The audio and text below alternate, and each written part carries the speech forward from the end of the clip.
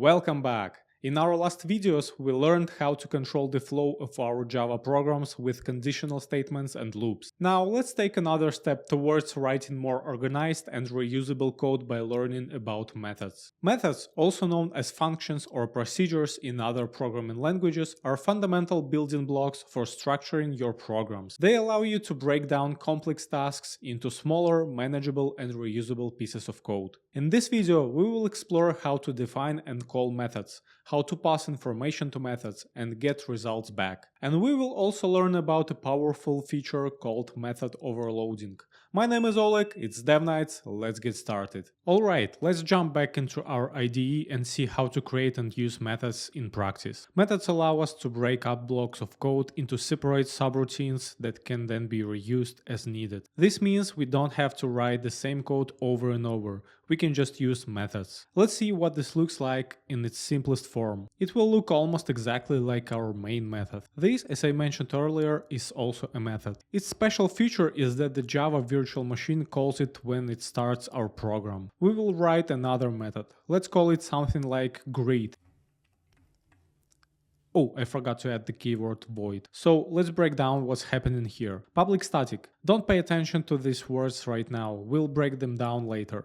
The keyword void, however, indicates that our method will not return any results. It will simply execute, finish its work, but it won't produce any result. Greet is the name of our method. Analogous to the main method, here main is the name. In our case, greet is the name. Inside the parentheses, we have nothing for now because there are no parameters. The parameters of this method will go here. In the case of the main method, we have one parameter, but for now, let's do it without any parameters. And let's write something like welcome to method here. If we try to run this right now, nothing will be printed to the console, because we have only declared our method, but haven't called it yet. Our program will not call it on its own because, as I just mentioned, when the application starts, the Java machine only executes the main method. So to get our new greet method to execute, we need to explicitly call it. We need to say, I want to execute this method. To do this, it's enough to simply write the name of this method with parentheses and a semicolon. Let's write greet here with the parentheses and a semicolon. Now, if we run our application, we will see, let's run it, that our method has executed and the string was printed to the console. This means everything is working correctly. Now, if we want to print the string to the console again, all we have to do is duplicate this call to the greet method. You can do this several times in a row. Let's run it and see. Yeah, the method was called several times. From here, the main advantage of methods emerges. We can put a lot of logic here. There can be tons of lines of code, but then to call all of this code, it will be enough for us to refer to this method by its name, and then it will be launched. This example is very simple, let's look at something more complex. I'm going to remove this now, and let's rename this method. Let's imagine, for example, that our application will simulate making a pizza. Let's call this method makePizza. Here, accordingly, we'll call the makePizza method. And methods are named in camel case, by the way. I think I've already mentioned this. That is, the first word in the method name is written in lowercase and each subsequent word is written in capital letters. And in general, as a general rule, it's better to name methods since they perform some action. It's better to name them with some verb or description of what they do. In our case, the method will emulate the process of making a pizza. And let's write something here, for example, preparing a dough, then let's write something adding a sauce. Next, let's write that we are adding pepperoni, for example, and in the end, let's write something like your pizza is ready. Now, we'll see that by calling the makePizza method once, we made a whole pizza. All the code that was in this method, it all worked. If we wanted to make a second pizza, we would call this method again. Let's run the program and we see that the pizza is prepared twice, one time and the second time. Yeah, that's correct. Next, all of our methods that we write can call other methods. Let's rework this code a little to make it more flexible and diverse. Let's imagine that we'll now have two types of pizza. For example, Hawaiian and regular pepperoni. And for this, we'll need a distinction in our pizza making logic. In Hawaiian, we'll add ham and pineapple, and in pepperoni, everything will work as it does here. But there will also be a common part, which will consist of preparing a dough, adding sauce, and printing to the console that the pizza is ready. These first two lines and the last line will be used in both cases, but these two lines will be different for each of the pizzas. Therefore, I suggest renaming this method since we already have it ready. Let's rename it to make pepperoni pizza. And let's make another method. I'll duplicate this code for now and call it make Hawaiian pizza. And here, as we remember, we want to add ham and pineapple. Now, let's say we want to make pepperoni for the first time, for example, and Hawaiian for the second time. Let's run it. We see first the pepperoni is added, then the pineapple and ham are added. Everything is working correctly. But we see that, as I already mentioned, there is a common logic. We call the same code both here and here, and in the end, the same message is called too. Therefore, I suggest slightly reworking this code so these common messages are output in a separate method. Let's make such a method. Here, since we will be extracting these two lines, let's name the method something like prepare dough, for example. Let's make it here, public static void prepare dough, and copy these two lines here. And the message that the pizza is ready is also duplicated twice. So let's also extract it into a separate method. Let's call it finish order and copy this line here. And now, having these two methods that output the common logic for both pizzas, we can get rid of these duplicate lines here and simply replace them with a call to our new method. In the first case, it will be a prepare dough. Then we add two toppings that are custom specifically for this pizza, for example for pepperoni, and in the end we again call the finish order method. And the same here. Here we'll add prepare dough and finish order. Let's now run it again. Let's see that everything works as it did before. Yes, in the first case we prepared a pepperoni, in the second case we prepared a Hawaiian pizza. That means we wrote everything correctly. And once again, what's happening here? By calling a method, for example make pepperoni pizza from our main method, our code immediately goes to the make pepperoni pizza method. And in the first line of this method, we see that we have a call to another method, prepare dough, and we jump straight to it. This method prints two lines. After they are printed, the code returns to the place where the prepare dough method was called. So the code returns here and executes the following lines. It adds pepperoni, cheese, and in the end calls the finish order method. That is, the execution of the code jumps to the finish order method. This line is printed. When the method finishes, we return to the place from where the finish order method was called. That is here. Here, this is the last line. So this method has finished its work. So we return to where this method was called from. This method was called from the main method. We have already executed this line, so we execute the next one. We go to the make Hawaiian pizza method and do everything the same as we just went through. That's how calling methods actually works. We are just jumping between different pieces of code, which do all the dirty work for us, let's call it that. You have to admit it's very convenient. Let's move on. I will erase all the methods that we wrote and look at other examples. As I mentioned, methods can have parameters. Let's now make a method that will take two numbers as parameters, and as an action it will add these two numbers and output the result to the console. Let's write such a method. Let's call it add, and let's say it will take two numbers as parameters. To say this, we need to declare local variables for this method. They are declared right here inside this method. Let's say that the first one will be called A, the second one will be called B. We declared these variables inside our parentheses, so they will be visible only inside this method, inside whose parentheses they are declared.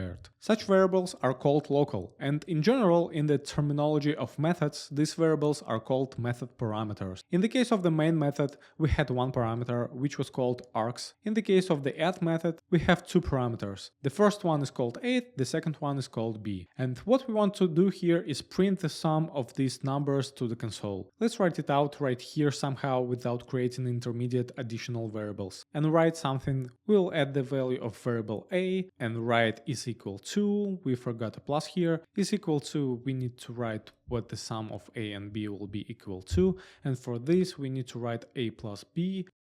Yes, I assume so. It's a confusing notation, we will now figure out what's going on here. Again, let's call the add method, and now we cannot just call it like that, because the add method tells us that it expects two numbers as parameters. We can pass these two numbers directly in the parentheses when we call the add method. Let's write that we want to add, for example, 10 and 20. And now even the IDE highlights that the value 10 will be placed in the variable A, in the local variable A inside the add method, and the value 20 will be placed in the parameter B. Let's run it and see that everything is working. The sum of 10 and 20 is equal to 10 and 20. Oh, interesting. Yeah, because I used this notation and here everything was converted to a string. Let's still extract the sum itself into a separate variable. Let's call it, for example, result. And here we'll create this variable first, int result, and put the sum of a and b into it. And now they should add up mathematically and the result should print to the console correctly.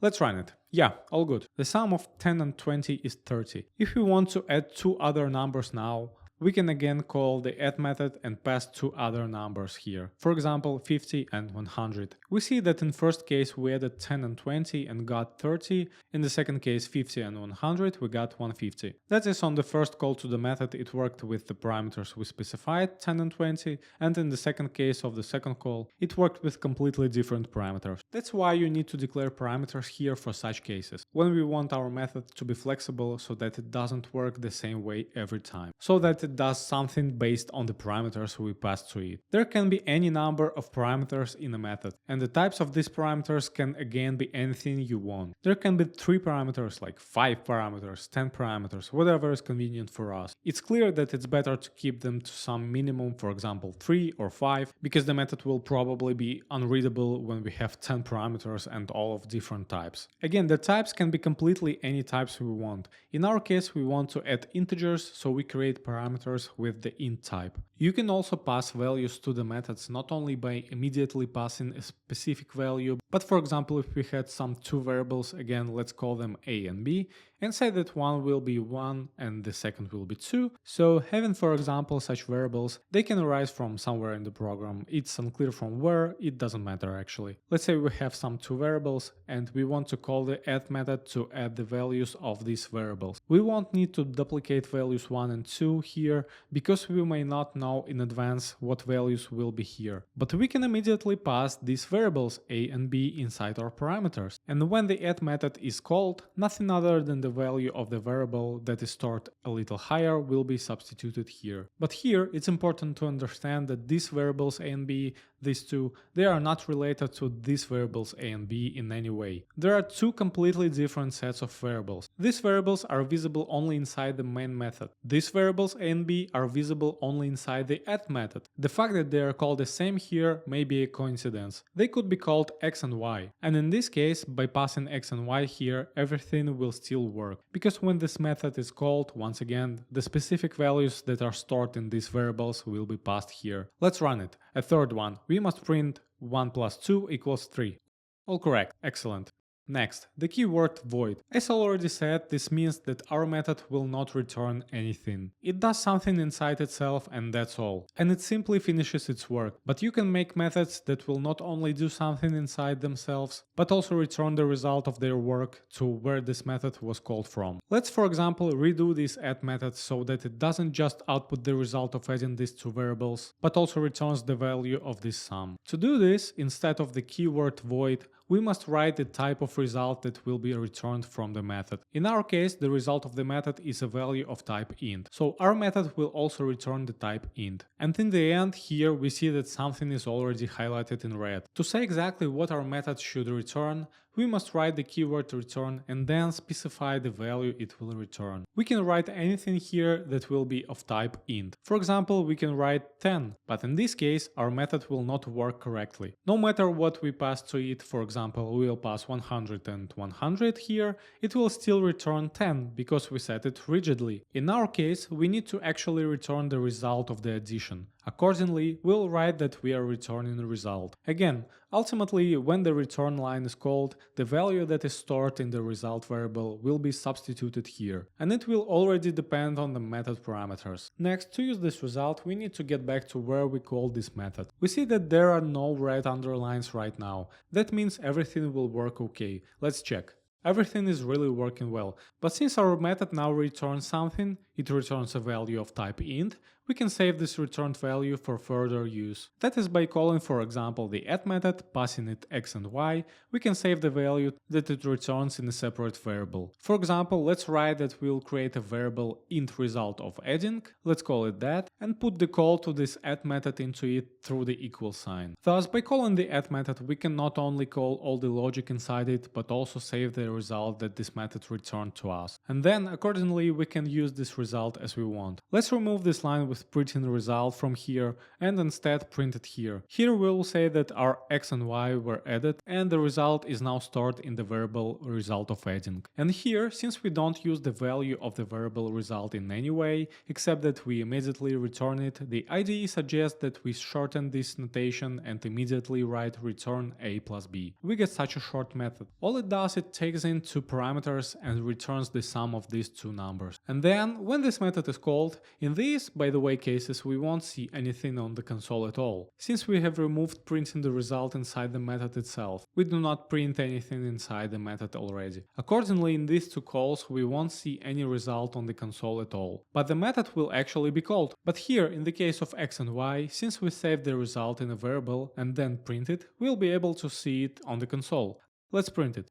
Yeah, we only see one line, the sum of 1 and 2 is equal to 3. These results, by the way, then can be used. And again, when calling these same methods, we can call the add method again. And for example, we can say that now we want to add, for example, the number 5 to the previous result of the addition. And again, overwrite our variable result of adding with a new value. That is, first we call the add method once with the values that are stored in x and y. And then rewrite the value of the variable result of adding, calling the add method again with our previous result, which was 3, and add the number 5 to it. That is, we now expect that 8 will be displayed in the console, but it will print that the result of 1 plus 2 will be equal to 8, I assume. Yes, you can see 1 and 2 will be equal to 8. If we want to print the result of each addition, it would probably be more logical to leave this output inside the add method. But I did this to demonstrate why you might need to return a value from a method. Again, the return value can be of any type. It can be a string, it can be a double, it can be anything you want. And if we don't want to return anything, then again it will be void. In this case, we can't write return because our method doesn't return anything. I will return int because we will look at other types now. And the last thing I wanted to note here is such a functionality as method overloading. In Java, we have the ability to create methods with the same name, but which will either work differently or will work the same, but they will take, for example, other parameters. In general, the point is that we can make another method with the same name. Let me duplicate it. Let's make another method add, but we see that we cannot completely duplicate it. We can only leave the name, but then our method must somehow differ from the previous one. It can differ either in the number of our parameters. For example, if we wanted to make an add method that adds not 2 numbers but 3, then we could do this. Make a method with the same name, add, but with 3 parameters, and return, for example, the result of adding these 3 numbers. And then it would all be valid.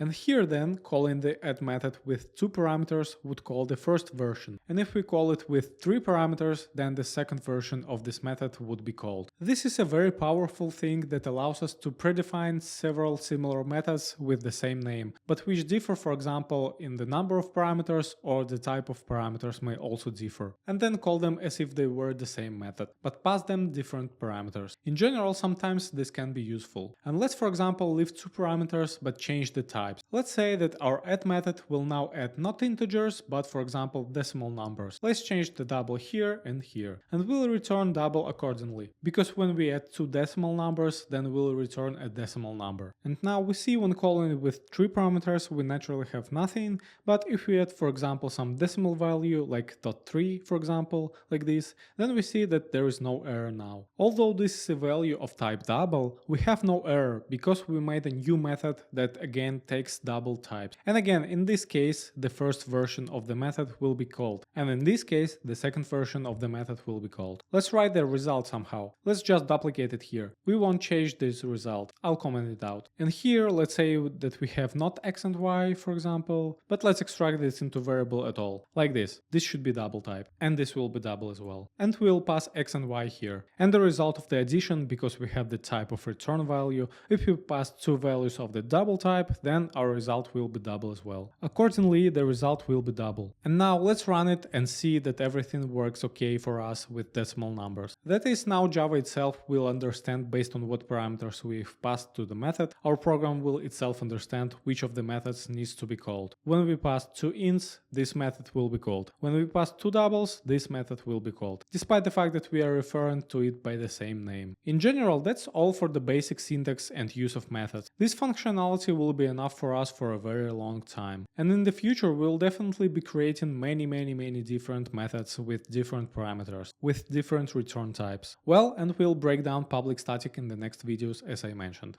Excellent work! You've now learned about methods in Java and how they help you organize and reuse your code. We covered defining and calling methods, passing arguments, returning values, and method overloading. Methods are a fundamental tool in programming. As you build more complex programs, you'll rely on methods to break down tasks to create modular, maintainable code. In the next video, we will start exploring arrays in Java, which are used to store collections of data. Practice defining and calling your own methods. Experiment with different parameters, return types, and method overloading. If you have any questions, please leave a comment below. Don't forget to like this video and subscribe for more Java programming lessons. See you in the next one, and happy coding!